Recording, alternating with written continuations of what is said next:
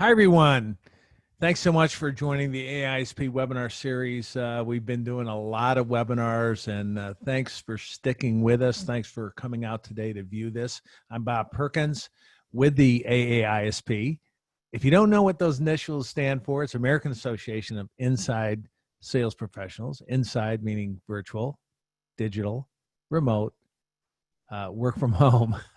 Today we're all in inside sales, but anyway, it's great to have you. Let's talk about the topic, which is going to be a great discussion with our panelists and hopefully with you all. So make sure you chat in your comments and questions. We want this to be collaborative, but it has to do with the sales rep of the future. Over the last few years, even before we got stuck at home because of COVID, there was a trend afoot around digital selling, remote selling. We know through research that customers were preferring to engage virtually versus to have to necessarily set up a meeting and go face-to-face. Now with COVID, it's even accelerated. We're going to talk about not just that, but what the sales rep needs to be like in the future to be the best salesperson they can be. You know, what's changed and how do we pivot? So with that, our panelists today, love to welcome three excellent individuals that I've had the pleasure to work with in the past. Rachel Zweuck, been a member of the association for a long time, senior manager at Rockwell. Rachel, it's great to have you today. Thanks, Bob. Really excited for the opportunity and the discussion. And Andrea, also known as Dre Lydon, Director of Sales Development at Sendoso. Dre, welcome. Thanks, Bob. So excited to be here. And then our sponsor for today's webinar and an outstanding partner. It's worked with the AA-ISP over many events in the past. Great company, great person, Mark McWatters, VP of Sales. Mark, good to see you again. Thanks, Bob. Good to be back. Well, let's go ahead and start our conversation and begin with, I'll pick up on a comment I made in the introduction around this trend, right? This trend of doing things virtually, remotely, supporting customers, prospecting, customer success. We know that customers are very self-serving today. I mean, I call it's the age of Amazonization, right? We're all Amazonized into, we want it real time, quickly. We want great expertise on the other end. That's been afoot for a while. COVID certainly has accelerated that. You know, historically and through Department of Labor research, we know that about 42% of the salespeople, B2B, in the United States are inside. Well, today it's 100%. We're all inside. So the lines have blurred, and we're going to talk about that today. But this new customer engagement methodology that's now more important than ever, but it's been afoot for a while, is happening. So, you know, just a couple of quick comments from the panelists around this change we've seen accelerate recently. What are your thoughts about that? And Dre, let's start with you on that one. So I think actually one of the most unique parts is, you know, I've been leading SDR teams for years, you know, started as an SDR myself. I never thought I'd work from home. I never thought that I would be managing reps on Zoom and listening to calls. And so honestly, over the last couple of months, it wasn't just getting all of the reps in a work from home environment. It was leadership changes and me realizing and re-navigating everything that I've known and learned over the last couple of years to really like understand this new use case and what people need, right? Not being able to see those, like hear those objections and walk over and talk about it. You really have to have a really new type of leadership, and reps are expecting more than ever before. You know, well, wait a minute. You're not at home. I see this Sendoso logo behind you. You got to be at the office, right? Oh, you know it. You know it. Rachel, you know, comments around this new normal.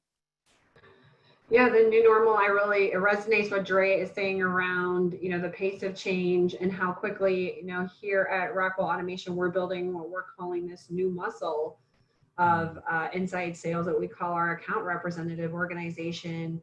And in it, you know, I never thought that as we're building such a large number of people, we've onboarded about 45 new people.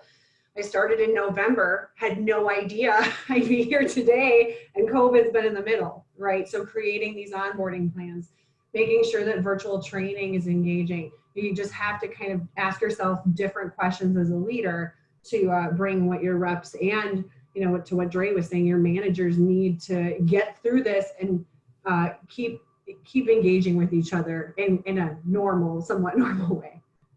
Yeah, good. And Mark, yeah, you know, you bring a different perspective, right? Both from a company that is selling into this environment, but also you have both customer and company perspective.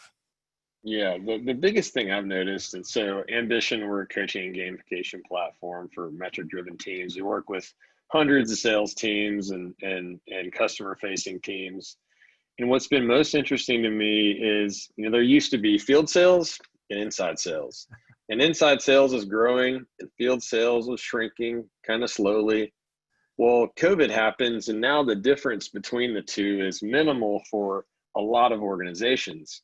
And so I think about one of our larger enterprise customers. They have a big field team, big inside team. And the inside team was always kind of looked at like they were little brother, even though they're thousands of people. Yeah. And when all of this happened and all the field team were stuck at home, and now they needed to connect with a customer or prospect via phone or Zoom or email, something that they were really never trained to do properly, they're going to the inside teams and saying, hey, how do you guys do this? What technology do you leverage? Wow, that's interesting. Can you set me up with them? And so that gap is shrinking. I mean, when I think about an SDR, Dre mentions, there's never been a better time to have SDR experience, because your ability to get your foot in the door that a field salesperson needed to show up in person. And I'll admit, I used to think that was the only way to do it. Yeah. Now, if you can do it on the phone, email, LinkedIn, community group, AA-ISP, whatever it is, that is so valuable. And a lot of field sellers don't know how to do that yet. You mentioned the inside used to be the little brother or sister. How about now for the field reps, we're the great aunt or the uncle, right? I think that's a pretty good comparison. Listen, fantastic. We kind of, I think most of the folks on the phone know what has happened. They know how we've had to pivot, change, how field has had to modify, and so on and so forth. So we're going to get right into what is this ideal skill set, attributes that as we emerge through this. And I do believe, Mark, that this blurring of the lines between inside, outside, we're going to exit this thing as sales is sales is sales, right? So what does that got to look like? Excited to explore this. We're going to get out to the audience right now. We're going to ask you a important question. Of the list that you see here on your screen, please select what you feel are the 3 most important skills attributes for the sales rep of the future. Again, don't, pick at least 3. Don't pick 4 or 5, but we're going to give you a minute to do this, because you got to look through that, kind of read through it maybe a couple of times, prioritize what the top 3 are. We as a panel group will discuss those top 3. Let me urge everyone, as you're making your choices and reading through this list, that please use the chat. You can use the Q&A as well. Chat's a little bit easier, and we will try to get to any questions you ask. You may hear a comment from one of the panelists and go, wait a minute, I didn't understand that, or can you explain further? Chat it in. We want this to be two-way. So we'll give this just a minute, and take your time to read through those, make a choice, and we have our wonderful producer, Jen, who's in the background. You can't see her, but she's running everything, and she lets us know if we need to change anything we're saying or do anything differently. Jen, when you, it's good to have you here supporting us. We appreciate that. But Jen, as you think we have the majority of respondents come through, you can feel free to fire up the results there. Doing great. They're coming in. All right. Lock it off soon. I keep seeing one more come, but let's call it right there. All right. Well, look at this. Wow. the majority of you, the big one was excellent at communication, written and verbal. Listen, right now, I want you to text in. If you voted that as one of your top three, text in right now. Let me know a little context behind that. Is that, I'm wondering, is that because we're remote and we're working from home, you got to be even better at verbal over the phone, written on email, video? Is that what's behind that choice? Boy, from there, it looks like a close second between flexible and resourceful. Boy, if you're not flexible, how are you going to work out of your bedroom, right? And then self-motivated, absolutely. So those are the top three. A very close fourth is ability to learn and develop, and we're going to talk about that at the end on how to develop. Let me just make a note of that. As I make a couple of notes here, so we know which ones are at the top. Mark, Rachel, or Dre, any comments on what you see there from the audience in terms of their votes? Anyone can comment. Yeah, I'll jump in. One of the ones I picked was that excellent in communications, written and verbal, and that goes back to what I shared earlier. I mean, no one's trained on that more than a sales development rep right now. And this doesn't just include to your prospects. This is internally as well. As a sales manager, if I have a seller who isn't good at communicating back with me, well, right now in this fully remote environment, the pain of that is much worse than if we were in the office, right? So knowing how to do that back and forth is critical. I was confirming to see that come up number one. I think, Bob, if I can jump in here, the whole COVID has changed because we are all remote, and maybe this is us. It's almost an etiquette thing, but it's how you show up is different. And so to stand out, you really need to show up engaged. You need to be in your meetings. You can't be on your phone. You have to take notes. You have to add value in new and unique ways that people may not think about. They think showing up in the meeting and engaging is enough. You have to do more to stand out. Yeah. Dre? Yeah, one thing I think is really interesting since COVID hit, we have been reporting as a marketing team our week over week conversions by channel, right? And there's weeks where we get a bunch of email opens. There's weeks where we're going to set all of our meetings on calls, right? And I think another part of this is these new medians. So like Sales Navigator, you need to have a different talk track and a different way to communicate with that prospect than you do on an email. That's going to be different than a video, right? And so I think it's really, before I think it was like, okay, can you write an email and can you make a cold call? And now it's, how can you really understand that buyer and quickly engage with them, short and sweet and really personalized across all these different channels, which is a new skill set that has really accelerated over the last couple of months. I love this new skill set. You said short and sweet, succinct, professional. You mentioned personalized. And here's some comments that came in. These are great. Listening is more important than ever. You're at your home. You got maybe kids yelling in the background. Boy, you got to be a good listener. We need to be more professional in written and verbal. We got kind of lax a little bit. Even without working from home, communication is key. Written has become even more important as people's office lines may now be rooted to their cell phones, and video is of course skyrocketing. You got to get set up for success here, and video is coming on strong. So let's jump into these a little bit here. Let's start with really the number one, which had some good comments right over here. Excellent communication skills, right? What do we think about really communication in general? Has it really changed? Didn't we always need to communicate well? Now, why is it more important? Mark, you want to start us off on that?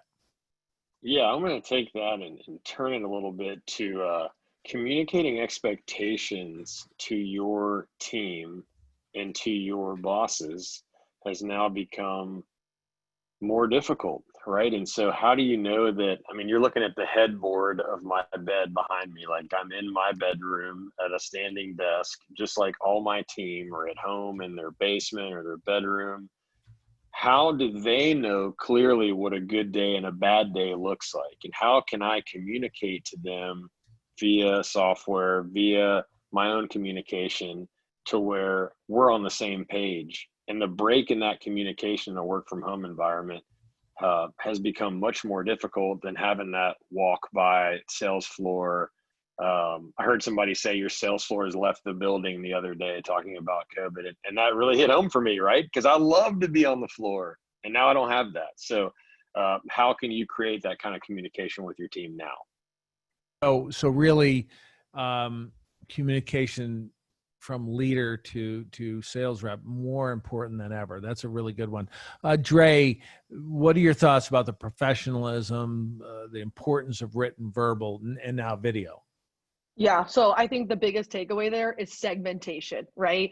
You got to think about, when am I doing a one-to-one play, right? We always think about being human, creating connections. You're not going to hit your number if you just do one-to-one plays, right? You got to find a way that you can find common attributes to create a message that's going to be inspiring to people with a KPI that resonates with them, right? And so I think with written and verbal, like all of this communication, is this one-to-one? How personalized do I get? What is the content and what is that tone of that message? And how does that differ between the different channels, right? I think we've all did spray and pray for so many years. I think I started as an SDR and spray and pray. And especially in this world, it is not going to cut it, right? We've already known that the last 2 years, but you can't hit your number by doing that. You can't do it just by doing one-offs. You got to find that happy medium that's really going to think about that segmentation model that your company has in place. Dre, if anyone out there listening is still spraying and praying, what's your one-word answer? No! Stop. Love it. No, usually I just do an unsubscribe. Because I can see those emails come in and I feel like it's kind of mean, but I'll just respond and just say unsubscribe. So that's my go-to for anybody out there. Sorry if I've done that to you. It's good. Rachel, thoughts on, yep. Yeah, I'm gonna go to, as my team is building, it's a kind of a different perspective, because we have members on our team who started 2 weeks ago to 2 months ago to 6 months ago, and really no one before that. And so as they're learning to become a good digital remote seller, in the old days, we could hear our neighbor, right? We heard, oh, and you could say, how did you do that, right? Oh, that was awesome. I want to do that too. Or you really got to that customer through that language. I want to replicate that. And that's where we're kind of struggling a bit. And how do we replicate that? I've even toyed with the idea of like, do I just put up a live stream in my office of me doing the job for a day and like let people chat in or give their feedback on how they would do it better or different? Just what are those creative ways that you can replicate the office experience to people who've never, especially those who've never done the job and are maybe just right out of college and are hungry, and those are the people you want. They need to see the job done. How do you do that effectively? I love your lead by example. I love the video idea. Open up video. Let a senior rep do their job. Let new reps listen in. That's a great tip. Let's remember that. All right, I'm going to put the next two in together, 2 and 3 here, because we do need to get into how to train, develop, and what to look for the future sales rep. Again, as a repeat, the top 3 that came back from the vote: excellent verbal, written, video communication skills, 1. 2 was self-motivated. Okay. I think probably part because we're apart from energy, we're at home. And flexible and resourceful, also kind of related. Self-motivated, but flexible and resourceful. So let's comment on those 2. Rachel, we'll start with you this time. Yeah, that is, to me, we are having started again this team of 50 or so people. The ones who are just really standing out and are excelling are those who do have this almost need, when they're in onboarding, they're like buzzing to get out and get their account packages and talk to their customers. It's like you can't even stop them, right? And that's what we're seeing, that bias to action, the self-motivation, people who want to win, a can-do attitude, and are just going to pull in the right resources and are curious in the meetings. those are the ones who are just really, truly, to me, standing out as being ultra successful in this, overused phrase, new normal. They're standing out. And I'm curious what Mark and Dre are. Well, I wrote that down. It's going to be interesting when we talk about training development. Can you train and develop motivation? Interesting concept. Dre, let's go with you next. Self-motivated, flexible. So we've talked about this, right? Bias for action. That is the number one trait that I am looking for if you want to join our team over at Sendoso, right? And I think you can see that, right? It's how are they getting involved? Like we have a lot of Slack channels, right? Where we share, hey, I just had a really hard cold call or I got a really bad objection. And so those reps going in there, learning what other, reps are doing and reaching out to them is one thing that has been really successful for us. And you got to give it up for some of these sales engagement platforms, right? If you're an SDR team, you're going to be using one of these high velocity sales tools that has so many different ways to scale best practices and help new reps get onboarded, right? And so I think really having that bias for action, giving them the tool set, they can go in one of these tools and say, wow, let me see all the call connects and let me see how these opportunities are really going through the pipeline. And so, if you're going to be coming in, you got to understand the tool set. If you don't know the tool set, you got to do some research before that day one so that you can come in and have like an understanding. And that's also something that we're looking for now, right? Something that's changed is before we were looking for a little bit more greenfield. And now it's really kind of like who has the investment in technology, because those are the ones that are going to be able to hit the ground running. Great. Utilize technology is a good point.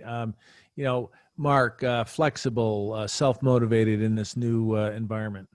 Yeah, I think about two main things if I'm recruiting somebody right now. One, how do they hold themselves accountable to something? I don't care if it's professional. I want to know that you wake up at 5:30 and go exercise every morning, or you have a goal to paint something and you're holding yourself accountable to doing that every night after work. Because at the end of the day, when it's Thursday, I'm on Central Time and it's 1:22, I don't want to worry if you're working.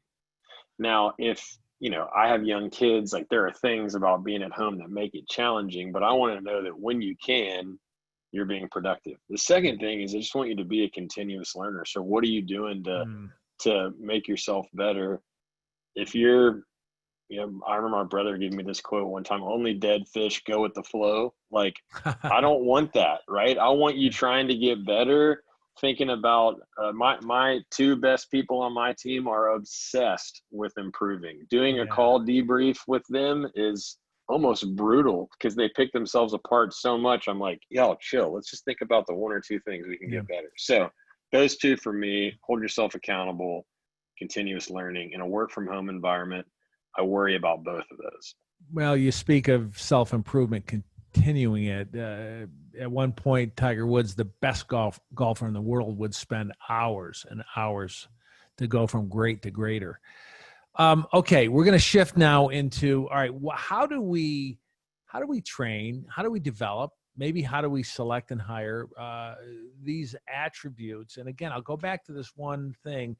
As we get your thoughts on this, all of you, one of the questions I do have is this: we all want self-motivated people on our team. Can you kind of train or coach that or develop that? So, with all that said, Dre, let's start with you this time.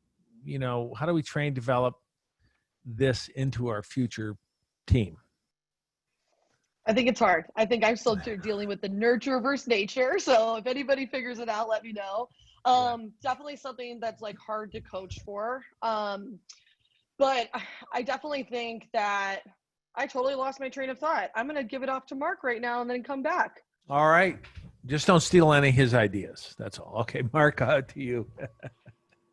So I really just think about when it comes to training an employee, a new hire, you'll never have them more engaged than when they walk in the door or show up on their first Zoom meeting. And the most important thing you can do as a leader, and I'm going back to one thing I already said, but is set clear expectations for what right looks like. Yeah. I want my work from home SDR to know that when they get to their score of 100, in our case, using ambition, they know they had a good day. And if they're at 88, I want them going, darn it, I'm going to get 12 more points to get to 100, right? And so setting the clear expectations for a new hire or for your most senior people, that's where you get the level of understanding of if they're motivated or not. It's almost impossible to interview for motivation, but it isn't impossible to set clear expectations and challenge your people to be better, right? And so, yeah, that's my take. I like where it's really up to leadership in a good way needs to set what does high performance look like, and that's the expectation, and that's a cultural thing. So culture, leadership can play into this. Rachel? Yeah, I have culture right here. Bob wrote that one down as something to talk about. And it's because I think, I take it as a responsibility because we are building a new culture. We don't have to go fix a broken culture, which is a unique opportunity for anyone. So you have to take care in creating your digital sales culture and what you want your company, your brand, and your department to stand for. But I couldn't agree more with setting clear expectations. I mean, that's really, to me, the name of the game. People should understand what success should look like and drive to that. And if we can't articulate that or get them on board, I think that's really important. And I also think showing some examples, some people who are really crushing it and like really celebrating when they do crush it is a big thing. And almost creating this, I want to create a friendly, competitive environment where possible. So if you can do that, I think those could be ways to help train self-motivation. But Andrea was right. She said it first. It's just hard. It is hard, no matter what. Dre, do you have any final thoughts on this? Yeah. So I'm going to take one right from Rachel right there. But I think that you gotta, like, we've done a lot of like onboarding mentors, right? I think the mentorship opportunity is great for both parts, right? You could take top performing reps and you could give an opportunity. Hey, here's a new rep. You get to help onboard them, right? You can get some of their success for the net new pipeline that they're going to be developing. They get stuff that they can actually put in their interview to be promoted to the next level, like an account executive. And this new hire says, now I not only have my manager and my director, but I have like a peer who's really helping me get onboarded. So that's been something that's been really successful for us, is onboarding mentorships and like creating these dynamics that really get people involved, because it's hard to get to know people on Zoom. I literally joined Sendoso the week of COVID.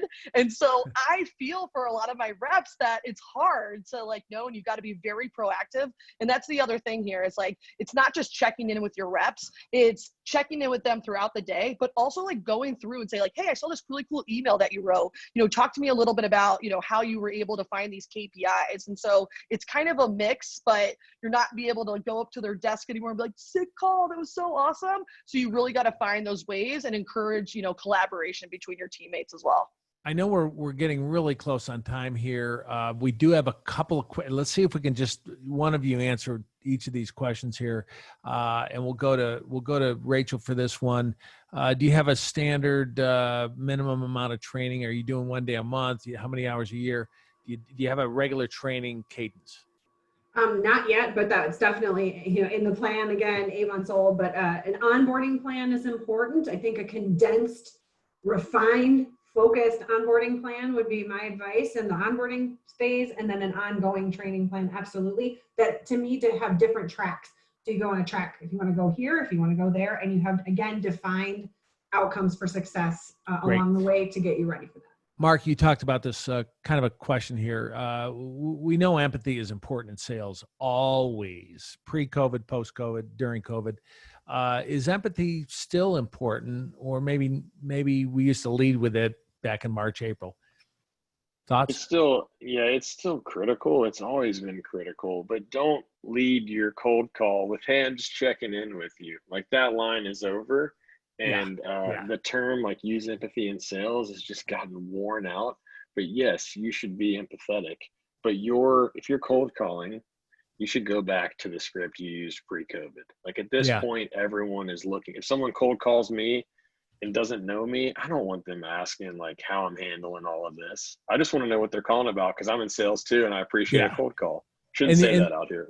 And listen, the other thing really is people are looking for solutions. So it's a good time to listen to them, discover, and offer up. So the tips I heard on this training development is one, lead by example, show examples of good. That was Rachel's. Mentoring, onboarding was good, and Mark set expectations. Those are 3 great takeaways. And then Mark, we want to give you and Ambition a chance. Tell the viewers briefly what Ambition does. Sure, I'll make this really quick. We're right. gamification and coaching for metric-driven teams. The people we're working with right now have pain around communicating with a work-from-home environment. They've lost that sales floor. They don't have real-time feedback on how their sales development team, their AEs, are doing on a daily basis. And they're trying to create a culture of motivation and recognition because they lost that when the sales floor left. So if those are pains you're challenged with, we'd obviously love to talk to you. And great point. In fact, you all voted self-motivation was number 1. On another webinar we did, motivating reps at home was at the top.